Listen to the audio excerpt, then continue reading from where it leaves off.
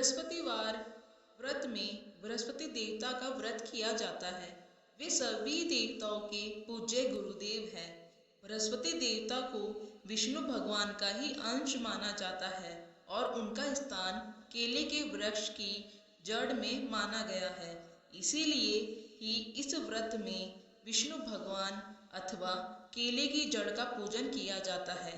इस व्रत को करने से बृहस्पति देवता प्रसन्न होकर धन धान्य, विद्या, बुद्धि, पुत्र पौत्र आदि प्रदान करते हैं और व्रत करने वाले व्यक्ति की सारी मनोकामनाएं पूरी करते हैं। इस व्रत को करने से घर परिवार में सदैव सुख शांति बनी रहती है और समस्त विपत्तियां दूर होती है। इस प्रकार यह व्रत समस्त मनोकामनाएं पूरी करने वाला है और उत्तम फल देने वाला है। शुरू करते हैं बृहस्पतिवार की व्रत कथा। प्राचीन काल में भारतवर्ष में एक बड़ा प्रतापी और दानी राजा राज्य करता था। वह ब्राह्मण और गुरु की सेवा करता था। वह गरीबों की सहायता करता था और उसके द्वार से कोई भी याचक कभी भी निराश होकर नहीं लौटता था। परंतु यह सब उसकी रानी को अच्छा नहीं लगता था। वह न तो व्रत करती, न ही भगवान की पूजा करती और न ही किसी को भी एक भी पैसा दान में देती थी। वह राजा को भी ऐसा करने से मना करती थी, लेकिन राजा नियम से व्रत, पूजा, दान आदि कार्य करता था। एक दिन राजा शिकार खेलने के लिए वन को चला गया। महल में रानी और दासी थी। उस समय बृहस्पति देव साधु के रूप में महल के दरवाजे पर भिक्षा मांगने आए। साधु ने रानी से भिक्षा मांगी तो वह बोली, हे साधु महाराज, मैं इस दान और पुण्य से परेशान हो गई हूँ। इस कार्य के लिए तो मेरे ही पतिदेव बहुत है। इस समय वे यहाँ नहीं हैं। मुझे गृह कार्यों से समय नहीं मिल पाता। मैं सोचती हूँ कि इस धन के रहने से तो निर्धन रहना ही अच्छा है। फिर यह सारा काम धाम तो नहीं करना पड़ेगा। इसीलिए अब आप कोई ऐसा उपाय बताइए कि सारा धन नष्ट हो जाए और मैं आराम से रह सकूं। साधु वेशधारी बृहस्पति देव ने कहा, हे देवी, तुम यह क्या कह रही हो? भला संतान और धन से कोई दुखी होता है? हे देवी, इन दोनों को तो सभी चाहते हैं। पापी व्यक्ति भी धन और पुत्र की इच्छा करते हैं। यदि तुम्हारे पास धन अधिक है तो उसका सदुपयोग करो। भूखे मनुष्य को भोजन कराओ, वस्त्रहीनों को वस्त्र दो, प्याऊ लगवाओ, कुआं, तालाब, बावड़ी, बाग बगीचे आदि बनवाओ तथा निर्धनों की कुंवारी कन्याओं का विवाह कराओ। इस प्रकार के कर्मों से तुम्हारा और तुम्हारे कुल का यश लोक परलोक में फैलेगा और तुम्हें स्वर्ग की प्राप्ति होगी। परंतु रानी पर साधु की बातों का कोई प्रभाव नहीं पड़ा। उसने कहा, हे साधु महाराज, मुझे ऐसा धन नहीं चाहिए जिसे मैं अन्य लोगों को दान देती रहूं तथा जिसे रखने और संभालने में ही मेरा सारा समय नष्ट हो जाए। साधु ने कहा, हे देवी, यदि तुम्हारी ऐसी ही इच्छा है तो जैसा मैं बताता हूँ तुम वैसा ही करना। इससे तुम्हारी यह इच्छा पूरी हो जाएगी। तुम बृहस्पतिवार के दिन घर को गोबर से लीपना, अपने केशों को पीली मिट्टी से अच्छी तरह धोकर स्नान करना, कपड़े धोबी के यहाँ धुलने डालना, राजा से कहना कि वह हजामत करवाए। इस प्रकार 7 बृहस्पतिवार तक करने से तुम्हारा सारा धन नष्ट हो जाएगा। यह कहकर साधु महाराज रूपी बृहस्पति देव वहां से चले गए। साधु ने जैसा कहा था, रानी ने 7 बृहस्पतिवार तक वैसा ही करने का निश्चय किया। साधु के कहे अनुसार कार्य करते हुए अभी केवल 3 बृहस्पतिवार ही बीते थे कि बृहस्पति देव के कोप से उसकी सारी धन संपदा नष्ट हो गई। भोजन के लिए वे दोनों तरसने लगे। तब राजा ने रानी से कहा, हे रानी, तुम यहाँ रहो, मैं परदेश को जाता हूँ। यहाँ पर मुझे सभी मनुष्य जानते हैं, इसीलिए मैं यहाँ पर कोई कार्य नहीं कर सकता। देश चोरी, परदेश भीख बराबर। यह कहकर राजा परदेश चला गया। वहाँ उसे और कोई काम न मिला तो वह जंगल से लकड़ी काट कर लाने और शहर में ले जाकर बेचने लगा। इस प्रकार वह अपना जीवन व्यतीत करने लगा। इधर राजा के बिना रानी और दासियां दुखी रहने लगी। उन्हें किसी दिन भोजन मिलता और किसी दिन वे केवल पानी पीकर ही रह जाती। एक बार रानी और दासियों को 7 दिन तक भोजन नहीं मिला तो रानी ने अपनी दासी से कहा, यहाँ पास ही के नगर में मेरी बहन रहती है, वह बहुत धनवान है, तू उसके पास जा और उससे 5 सेर भेजर मांग ला। जिससे कुछ दिन के लिए गुजर बसर हो जाए। दासी रानी की बहन के यहाँ गई। उस दिन बृहस्पतिवार था।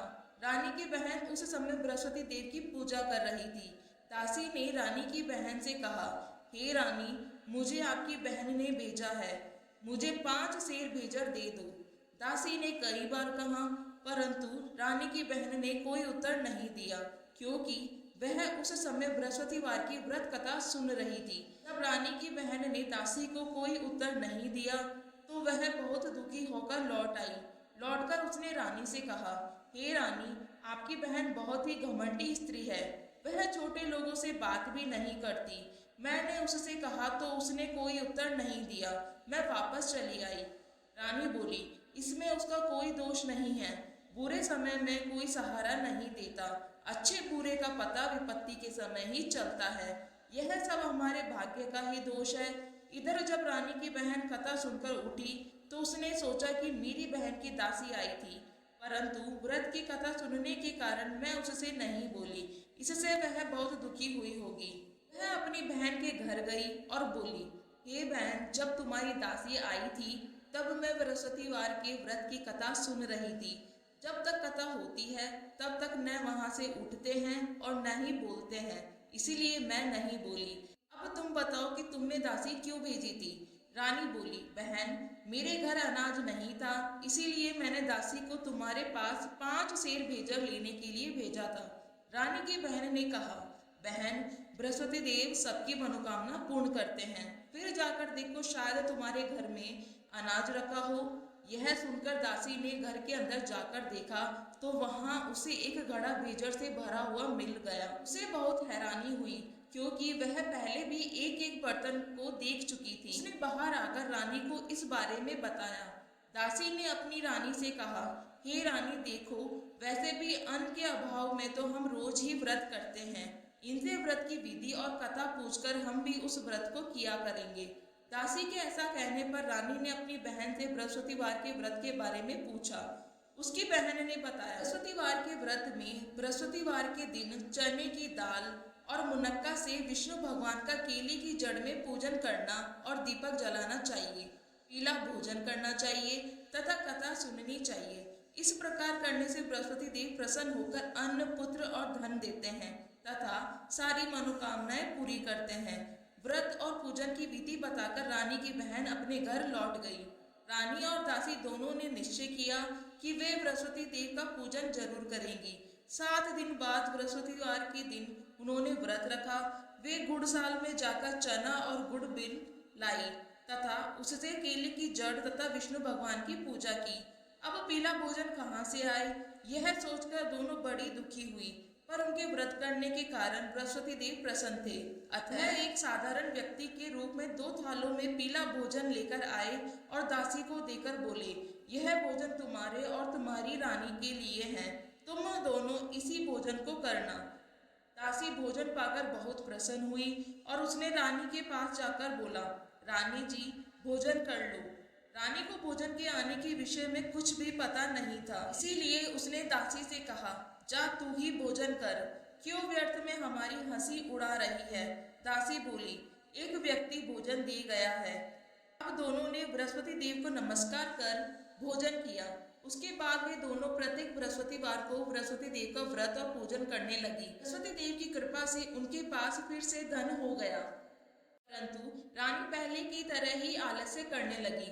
तब दासी ने कहा, देखो रानी, तुम पहले भी इसी तरह आलस्य करती थी और तुम्हें धन रखने में कष्ट होता था, इसी कारण से सारा धन नष्ट हो गया था। अब बृहस्पति देव की कृपा से फिर से धन मिला है तो तुम्हें पुनः आलस्य होने लगा है। बड़ी कठिनाइयों के बाद हमने यह धन पाया है, इसीलिए तुम्हें दान पुण्य करना चाहिए, भूखे मनुष्य को भोजन कराना चाहिए तथा प्याऊ लगवानी चाहिए, दीनहीनों को दान देना चाहिए, कुआं आदि का निर्माण करवाना चाहिए, पाठशालाएं बनवानी चाहिए, निर्धनों की कुंवारी कन्याओं का विवाह करवाना चाहिए और धन को शुभ कार्यों में खर्च करना चाहिए, जिससे तुम्हारे कुल का यश बढ़े और तुम्हें स्वर्ग प्राप्त हो। दासी की बात मानकर रानी इसी प्रकार सत्कार्य करने लगी। उसका यश चारों ओर फैलने लगा। उधर जब राजा परदेश गया तो वह वहां दुखी रहने लगा। वह प्रतिदिन जंगल में जाकर लकड़ियां काट कर लाता और उन्हें शहर में जाकर बेच आता। एक दिन राजा दुखी होकर अपने बीते हुए दिनों को याद करके रोने लगा। तभी वहां बृहस्पति देव एक साधु के रूप में आए।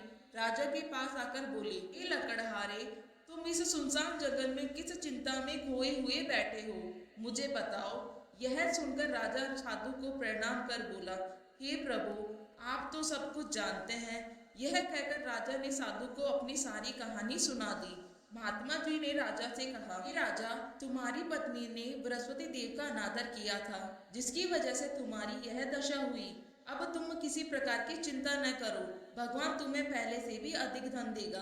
अब तुम बृहस्पतिवार का व्रत किया करो और चने की दाल वह गुड़ से केले की जड़ में पूजन करो। पूजन करने के बाद बृहस्पतिवार की कथा कहो या सुनो। बृहस्पति भगवान तुम्हारी सारी मनोकामनाओं को पूर्ण करेंगे। साधु की बात को सुनकर राजा बोला, हे प्रभु, लकड़ी बेचने पर मुझे इतना पैसा भी नहीं मिलता जिससे मैं भोजन करने के उपरांत कुछ बचा सकूं। फिर बृहस्पति देव की क्या कथा कहूँ, यह भी मुझे नहीं मालूम। साधु ने कहा, हे राजा, तुम किसी तरह की चिंता मत करो। बृहस्पतिवार के दिन तुम रोज की ही तरह लकड़ियां लेकर शहर जाओ, तुम्हें रोज से दुगुना धन मिलेगा। इससे तुम अच्छी तरह भोजन कर सकोगे तथा उससे बृहस्पति देव की पूजा का सामान भी आ जाएगा। बृहस्पति देव की कथा इस प्रकार है। बृहस्पति देव की कथा।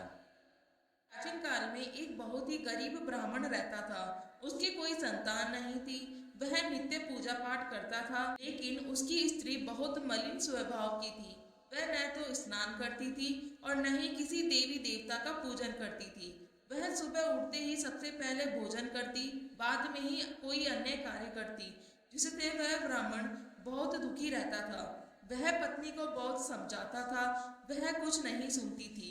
भगवान की कृपा से ब्राह्मण की पत्नी की एक कन्या उत्पन्न हुई। बड़ी होने पर वह कन्या नित्य प्रातः स्नान करके भगवान विष्णु की पूजा करती और बृहस्पतिवार का व्रत भी करती। पूजा समाप्त कर विद्यालय जाती तो अपनी मुट्ठी में जौ भरकर ले जाती। विद्यालय के मार्ग में डालती जाती।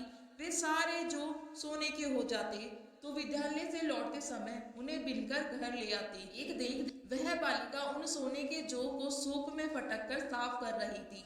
तभी उसके पिता ने कहा, बेटी, सोने के जौ को फटकने के लिए सूप भी सोने का ही होना चाहिए। अगले दिन बृहस्पतिवार था। उस बालिका ने व्रत रखा और बृहस्पति देव से प्रार्थना की, हे प्रभु, यदि मैंने सच्चे मन से आपकी पूजा की है तो मुझे सोने का सूप दे दो। बृहस्पति देव ने उसकी प्रार्थना को स्वीकार कर लिया। प्रतिदिन की तरह वह बालिका जौ फैलाती हुई विद्यालय चली गई। विद्यालय से लौटकर जौ बीनते समय उसे बृहस्पति देव की कृपा से सोने का सूप मिल गया। उसे घर लाकर वह उससे जौ साफ करने लगी। एक दिन वह कन्या सोने के सूप में उन जौ को साफ कर रही थी। उसी समय उस नगर का राजकुमार वहां से गुजरा। इस कन्या के रूप, शील और गुणों को देखकर वह उस पर मोहित हो गया। राजमहल लौटकर उसने भोजन और जल त्याग दिया और वह उदास होकर लेट गया। राजा को जब राजकुमार की अन्न जल त्यागने के बारे में पता चला, वह अपने प्रधानमंत्री के साथ राजकुमार के पास गया और बोला, हे पुत्र, तुम्हें क्या कष्ट है? किसी ने तुम्हारा अपमान किया है या कोई और कारण? मुझे बताओ, मैं वही करूंगा जिससे तुम प्रसन्न हो। अपने पिता की बातें सुनकर राजकुमार ने कहा, आपकी कृपा से मुझे किसी प्रकार का दुख नहीं है और न ही किसी ने मेरा अपमान किया है, लेकिन मैं उस लड़की के साथ विवाह करना चाहता हूँ जो सोने के सूप में सोने के जौ को साफ कर रही थी। यह सुनकर राजा को आश्चर्य हुआ और वह बोला, हे पुत्र, तुम ही इस तरह की कन्या का पता बताओ, मैं तुम्हारा विवाह उसी के साथ अवश्य ही कर दूंगा। राजकुमार ने राजा को उस कन्या के घर का पता बता दिया। प्रधानमंत्री उस लड़की के घर गया और राजकुमार की इच्छा के बारे में ब्राह्मण को बताया। कुछ ही दिन बाद ब्राह्मण ने अपनी कन्या का विवाह राजकुमार के साथ कर दिया। कन्या के घर से जाते ही वह ब्राह्मण पहले की ही तरह गरीब हो गया। अब ब्राह्मण के लिए अन्न भी बड़ी कठिनाई से मिल पाता था। एक दिन दुखी होकर ब्राह्मण अपनी पुत्री से मिलने गया और उसे सारा हाल बताया। कन्या ने अपने पिता को बहुत सा धन देकर विदा किया। इस प्रकार ब्राह्मण का कुछ समय सुखपूर्वक बीता, लेकिन कुछ दिनों बाद फिर वही हाल हो गया। ब्राह्मण फिर अपनी कन्या के यहाँ गया और सारा हाल बताया तो उसने कहा, हे पिताजी, आप माताजी को यहाँ लिवा आइए, मैं उन्हें वह विधि बता दूंगी जिससे हमेशा के लिए आपकी गरीबी दूर हो जाएगी। ब्राह्मण घर गया और अपनी पत्नी को साथ लेकर अपनी पुत्री के पास पहुंचा तो पुत्री ने अपनी माँ को समझाते हुए कहा, हे माता, तुम प्रातःकाल उठकर सबसे पहले स्नान आदि करके विष्णु भगवान का पूजन किया करो तो तुम्हारे घर की सारी दरिद्रता दूर हो जाएगी। लेकिन उसकी माँ ने उसकी बात नहीं मानी। एक दिन उसकी पुत्री को बड़ा गुस्सा आया और उसने रात में एक खाली कोठरी में अपनी माँ को बंद कर दिया। प्रातःकाल उसे निकालकर और स्नान आदि करा के पूजा पाठ करवाया तो उस ब्राह्मणी की बुद्धि ठीक हो गई। अब वह नियम से पूजा पाठ करती और प्रत्येक बृहस्पतिवार को व्रत रखती। इस व्रत के प्रभाव से ब्राह्मण और ब्राह्मणी भी बहुत धनवान और सुखी हो गए। देव के प्रभाव से इस लोक का सुख भोग कर वे दोनों स्वर्ग को गए। इस तरह कथा कहकर साधु देवता वहां से अंत ध्यान हो गए। बृहस्पतिवार के दिन राजा जंगल से लकड़ी काटकर उन्हें शहर में बेचने गया। उस दिन उसे बाकी दिनों से अधिक धन मिला। राजा ने चना गुड़ आदि लाकर बृहस्पतिवार का व्रत किया। उस दिन से उसके सारे क्लेश दूर हो गए, पर अगले बृहस्पतिवार को वह व्रत करना भूल गया। इस वजह से बृहस्पति देव उससे नाराज हो गए। उस दिन उस नगर के राजा ने एक विशाल यज्ञ का आयोजन किया और उसने अपने पूरे राज्य में घोषणा करवा दी कि कोई भी व्यक्ति अपने घर में भोजन न बनाए और न ही आग जलाए। सभी लोग मेरे यहाँ आकर भोजन करें। जो इस आज्ञा का पालन नहीं करेगा उसे फांसी की सजा दी जाएगी। राजा के आदेश के अनुसार राज्य के सभी निवासी राजा के भोज में सम्मिलित हुए। लकड़हारा थोड़ी देर से पहुंचा, इसीलिए राजा उसे अपने साथ महल ले गया। जब राजा लकड़हारे को भोजन करा रहा था तो रानी की दृष्टि उस खूंटी पर गई जिस पर उसका हार लटका हुआ था। वहां उसे हार नहीं दिखाई दिया। रानी ने सोचा कि अवश्य ही मेरा हार इस लकड़हारे ने चुरा लिया। उसने उसी समय सैनिक बुलवाकर उस लकड़हारे को बंदी गृह में डलवा दिया। जब लकड़हारा बंदी गृह में गया तो दुखी होकर सोचने लगा कि न जाने किस जन्म में मैंने पाप किया था जो मुझे यह दुख मिला है। उसी समय बृहस्पति देव साधु के रूप में प्रकट हुए और उसकी दशा को देखकर बोले, हे राजा, तूने बृहस्पति देव का व्रत नहीं किया, इसीलिए तुझे दुख मिला है। अब तो चिंता मत करना। अगले बृहस्पतिवार के दिन तुझे इस बंदी गृह के दरवाजे पर 4 पैसे पड़े मिलेंगे। से तू बृहस्पति देव का व्रत और पूजन करना तो तेरे सारे कष्ट दूर हो जाएंगे। अगले बृहस्पतिवार के दिन उसे बंदी गृह के द्वार पर 4 पैसे पड़े मिले। राजा ने पूजा का सामान मंगवाया और कथा कहकर प्रसाद बांटा। उसी रात बृहस्पति देव ने उस नगर के राजा को स्वप्न में कहा, हे राजा, तूने जिस व्यक्ति को बंदी गृह में बंद कर रखा है वह निर्दोष है। वह एक अन्य नगर का राजा है, उसे छोड़ दो। रानी का हार उसी खूंटी पर लटका हुआ है। अगर तू उसे नहीं छोड़ेगा तो मैं तेरे सारे राज्य को नष्ट कर दूंगा। प्रातःकाल उठकर राजा ने खूंटी पर हार को टका हुआ देखा तो उसने लकड़हारे को बुलवाकर क्षमा मांगी और राजा के योग्य सुंदर वस्त्र आभूषण देकर उसे विदा किया। इधर एक दिन रानी और दासी सोचने लगी कि न जाने राजा किस हाल में होंगे, उनका कुछ पता नहीं है। उन्होंने बृहस्पति देव से प्रार्थना की। तब बृहस्पति देव ने रात में राजा को स्वप्न में दर्शन देकर कहा, हे राजा, उठ, तेरी रानी तुझे याद कर रही है, अब तू अपने देश को लौट जा। राजा प्रातःकाल उठकर बृहस्पति देव की आज्ञा को मानकर अपने नगर को चलने लगा। राजा जब नगर के पास पहुंचा तो उसे बहुत आश्चर्य हुआ। नगर में पहले से भी अधिक बाग, तालाब, कुएं और धर्मशालाएं आदि बनी हुई थी। राजा ने पूछा कि बाग और धर्मशालाएं किसके हैं? तब नगर के सभी लोग कहने लगे कि यह सब रानी और दासी ने बनवाए हैं। यह सुनकर राजा को आश्चर्य हुआ। जब रानी ने यह सुना कि राजा आ रहे हैं तो वह अपनी दासी से बोली, देख, राजा हमें बहुत बुरी दशा में छोड़ गए थे। वह हमारी ऐसी दशा देखकर लौट न जाए, इसलिए तू दरवाजे पर जाकर खड़ी हो जा। रानी के आदेश पर दासी दरवाजे पर खड़ी हो गई। जब राजा आए तो उन्हें अपने साथ महल में लिवा आई। तब राजा ने रानी से पूछा, बताओ, यह धन तुम्हें कैसे मिला है? तब रानी ने उसे बताया कि हमें यह सारा धन बृहस्पति देव का व्रत करने के कारण प्राप्त हुआ है। राजा ने निश्चय किया कि 7 दिन बाद तो सभी बृहस्पति देव की पूजा करते हैं, पर मैं रोज 3 में 3 बार कथा कहूंगा तथा रोज व्रत करूंगा।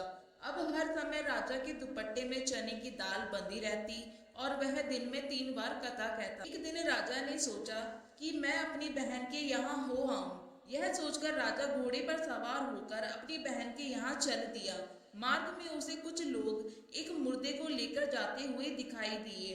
राजा ने उन्हें रोककर कहा, अरे भाइयों, मुझसे बृहस्पति भगवान की कथा सुन लो, हमारा तो आदमी मर गया है और इसे अपनी कथा की पड़ी है। लेकिन कुछ व्यक्तियों ने कहा, अच्छा कहो, हम तुम्हारी कथा को सुनेंगे। राजा ने चने की दाल निकाली और कथा कहनी शुरू कर दी। कथा के आदि होते ही मुर्दा हिलने लगा और जैसे ही कथा समाप्त हुई वैसे ही राम राम कहते हुए वह मुर्दा उठकर खड़ा हो गया। राजा वहां से आगे बढ़ा। चलते चलते शाम हो गई। आगे मार्ग में उसे एक किसान खेत में हल चलाता हुआ दिखा। राजा ने उससे कहा, अरे भैया, तुम मुझसे बृहस्पति भगवान की कथा सुन लो। किसान बोला, जितनी देर में मैं तेरी कथा सुनूंगा उतनी देर में 4 हरैया खेत जोत लूंगा। जा अपनी कथा किसी और को सुनाना। राजा आगे चलने लगा। राजा के आगे चलते ही किसान के बैल पछाड़ खाकर गिर गए और किसान के पेट में बहुत तेज दर्द होने लगा। उसी समय किसान की माँ रोटी लेकर खेत पर आई। जब उसने अपने पुत्र की यह दशा देखी तो उससे सारा हाल पूछा। किसान ने सारी बात बता दी। किसान की माँ दौड़ी दौड़ी राजा के पास गई और उससे कहने लगी, मैं तुझसे कथा सुनूंगी, तू अपनी कथा मेरे खेत पर चलकर कहना। राजा ने लौटकर खेत पर जाकर ही कथा कही, जिससे बैल उठकर खड़े हो गए और किसान के पेट में दर्द होना भी बंद हो गया। राजा अपनी बहन के घर पहुंचा। बहन ने भाई का बड़ा स्वागत किया। दूसरे दिन प्रातःकाल राजा जागा तो उसने देखा कि सभी व्यक्ति भोजन कर रहे हैं। राजा ने अपनी बहन से पूछा, क्या कोई ऐसा व्यक्ति है जिसने भोजन न किया हो और जो मेरी बृहस्पतिवार की कथा सुन ले। बहन ने कहा, हे भैया, यहाँ के लोग पहले भोजन करते हैं, बाद में अन्य काम करते हैं। फिर भी यदि पड़ोस में ऐसा कोई है तो मैं देख आती हूँ। यह कहकर बहन देखने गई, लेकिन उसे कोई भी ऐसा व्यक्ति नहीं मिला जिसने भोजन न किया हो। फिर वह पड़ोस के एक कुम्हार के घर गई, जिसका लड़का बहुत बीमार था। इस कारण उसके यहाँ 3 दिन से किसी ने भोजन नहीं किया था। रानी ने उस कुम्हार से अपने भाई की कथा सुनने के लिए कहा तो वह तैयार हो गया। राजा ने उसके घर जाकर बृहस्पतिवार की कथा कही, जिसे सुनकर उसका लड़का ठीक हो गया। अब तो सभी लोग राजा की प्रशंसा करने लगे। एक दिन राजा अपनी बहन से बोला, हे बहन, अब मैं अपने घर चलूंगा, तुम भी तैयार होकर चलो। राजा की बहन ने अपनी सास से अपने भाई के साथ जाने की अनुमति मांगी तो सास ने कहा, चली जा, पर अपने लड़कों को साथ में न ले जाना, क्योंकि तेरे भाई की कोई संतान नहीं है। बहन ने अपने भाई से कहा, हे भैया, मैं तो चलूंगी, लेकिन कोई बच्चा नहीं जाएगा। तो राजा बोला, जब कोई बच्चा ही नहीं चलेगा तो तुम ही चलकर क्या करोगी। दुखी मन से राजा अपने घर लौट आया। घर आकर राजा ने अपनी रानी से कहा, हम निसंतान हैं, इसीलिए लोग हमसे परहेज करते हैं। रानी ने कहा, हे प्रभु, बृहस्पति देव ने हमें सब कुछ दिया है, अतः वह हमें संतान भी अवश्य देंगे। उसी रात बृहस्पति देव ने राजा को स्वप्न में संतान प्राप्त होने का आशीर्वाद दिया। रानी गर्भवती हुई और 90 महीने उसने एक सुंदर पुत्र को जन्म दिया। राजा ने अपनी पत्नी से कहा, हे रानी, स्त्री बिना भोजन के रह सकती है, पर बिना कहे नहीं रह सकती। मेरी बहन के आने पर तुम उससे कुछ मत कहना। रानी ने हाँ कर दी। राजा की बहन यह शुभ समाचार सुनकर बधाई लेकर अपने भाई के घर में आई। तब रानी ने कहा, घोड़ा चढ़कर नहीं आई, गधा चढ़ी आई। राजा की बहन बोली, भाभी, मैं इस प्रकार न कहती तो तुम्हें संतान कैसे मिलती। इस प्रकार जिसके मन में जो कामना है सभी को बृहस्पति देव पूर्ण करते हैं। जो व्यक्ति नियम से सद्भावना पूर्वक बृहस्पतिवार का व्रत करता और कथा पढ़ता है या सुनता है तो बृहस्पति देव उसकी सारी मनोकामनाएं पूरी करते हैं और सदा उसकी रक्षा करते हैं। बोलो बृहस्पति भगवान की जय।